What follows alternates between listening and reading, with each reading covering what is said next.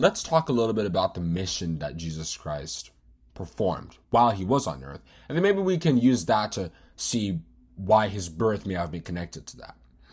If you look at the way Christ interacted with the Jews and what he did, you see that it was often catered towards the people at the bottom.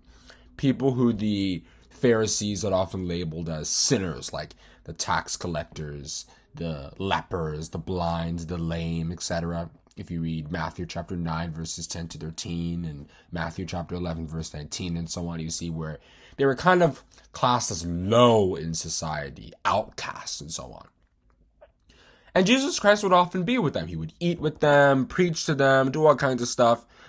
But imagine if Jesus was a Pharisee, maybe the son of a Pharisee, or the son of this really rich Jewish person.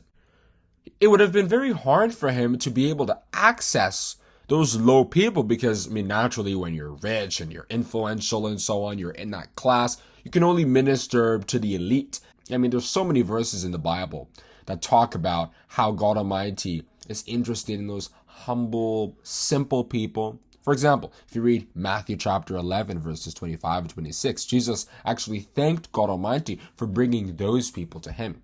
At that time, Jesus answered and said, I thank thee, O Father, Lord of heaven and earth, because thou hast hid these things from the wise and prudent, and hast revealed them unto babes. Even so, Father, for so it seemed good in thy sight. If you also read James chapter 2, verse 5, James said, Hearken, my beloved brethren, hath God not chosen the poor of this world, rich in faith, and heirs of the kingdom which he hath promised to them that love him? And if you read 1 Corinthians chapter 1, verses 26 to 29, Paul actually pointed an interesting thing out. You see that even though Jesus was uneducated in the Jewish sense, like he didn't go to schools and everything, he was still so vast in the scriptures, and that kind of wowed people. How is this ordinary guy just so smart and so vast in the scriptures? So it sent a completely different message compared with if Jesus was educated and then he was, citing all the scriptures and all that. It wouldn't really have any impacts on the Jews versus the way Jesus actually was.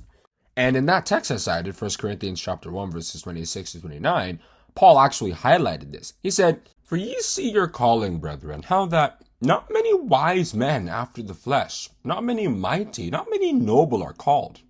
But God hath chosen the foolish things of the world to confound the wise.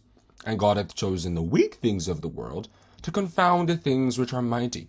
And base things of the world, and things which are despised hath God chosen. Yea, and things which are not, to bring to naught things that are, that no flesh should glory in his presence.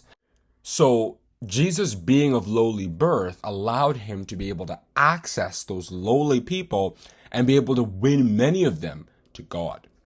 But then the other interesting thing that may explain why God Almighty decided to bring Jesus in through a kind of humble, ordinary, lowly background is the fact that, if you look at the way Jesus criticized the system of the Jews at that time, particularly with the Pharisees and the elders and so on, like in Matthew chapter 23, verse 33, where he was like, ye vipers, right? How will ye escape the damnation of hell? Or in Matthew chapter 3, verse 10, where John the Baptist said, the axe is laid onto the root of the trees.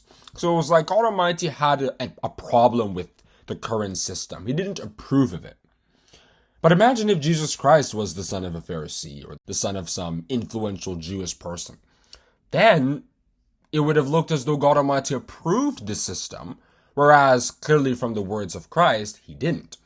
Therefore, God decided to bring Jesus through someone that was kind of a little bit out of the system, not deep within it, so that it's like from that perspective, Jesus then would be able to judge the system. And that's not the only instance where we see that. If you read 2 Kings chapter 5, you see that there are many lepers in Israel, but Elisha, his power was sent to Naaman, the Syrian, right? What happened to the other lepers who were in Israel? Or if you look at the way Elijah was sent to the widow of Zarephath, right? What happened to all the widows in Israel? And if you read Luke chapter 4, verse 27, Jesus highlighted the same thing.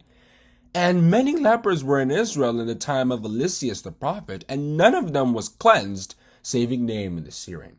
It shows that there was something wrong with the way the Israelites were living at that time, so God's miracles were now being directed towards people outside the system.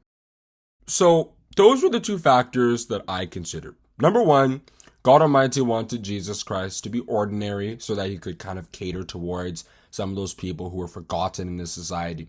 And number two, because God Almighty didn't really approve of what was going on with the way the Pharisees were hypocritical and the way they were, doing all kinds of stuff, he wanted to bring Jesus through one of the more forgotten channels so that it would show that God Almighty didn't really approve of what was going on.